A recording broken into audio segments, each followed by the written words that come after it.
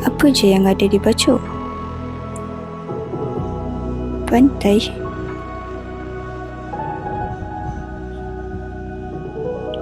Atau pasar? Ke taman? So what is the purpose of life? Can you help me? Atau pegunungan?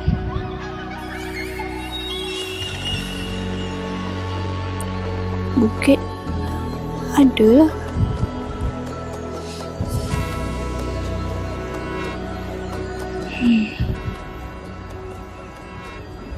Mungkin boleh cuba lihat di pantai.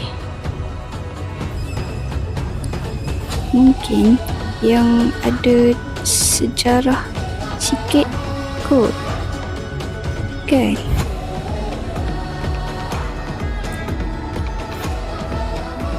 Tapi di mana?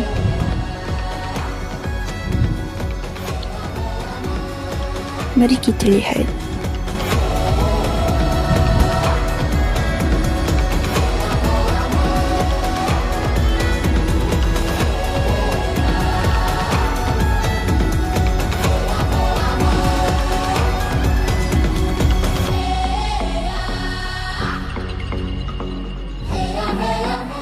Ada orang kata dataran Kubu Kuala Jel ni best.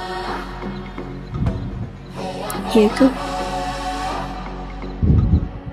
Bring back to life remains of mine that's hard to find. Was lost but found. Dataran Kubu Kuala Jel merupakan peninggalan British selepas Perang Dunia Kedua di Kuala Jel melalui Bacok.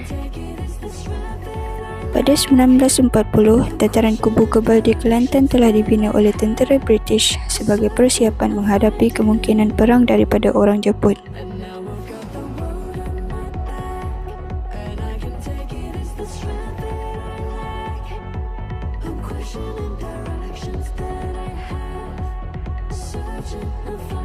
Struktur seni bina kubu berkeluasan 8 meter persegi berketinggian 2.1 meter, dinding diperbuat daripada konkrit semen berketebalan 30 cm sama ketebalannya pada bahagian atas atau bumbung.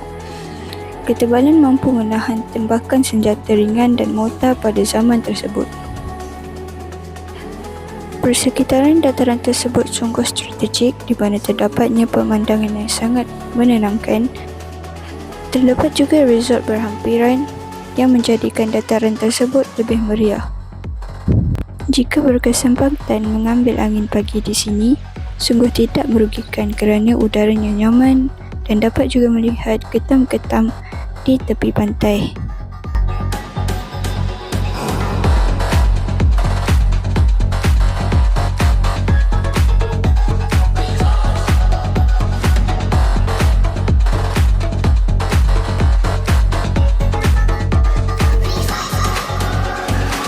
Bring back to life remains of mine that's hard to find.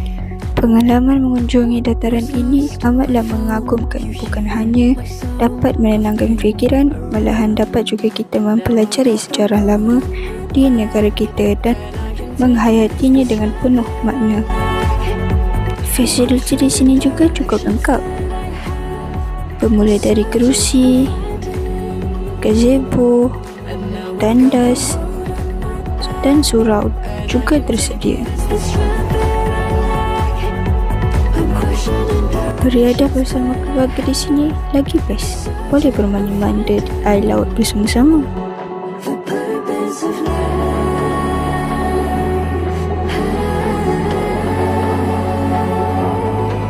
To the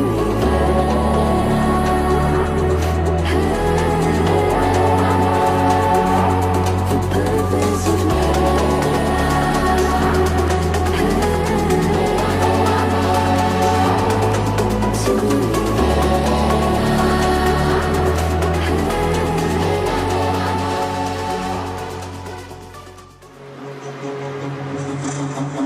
Argus.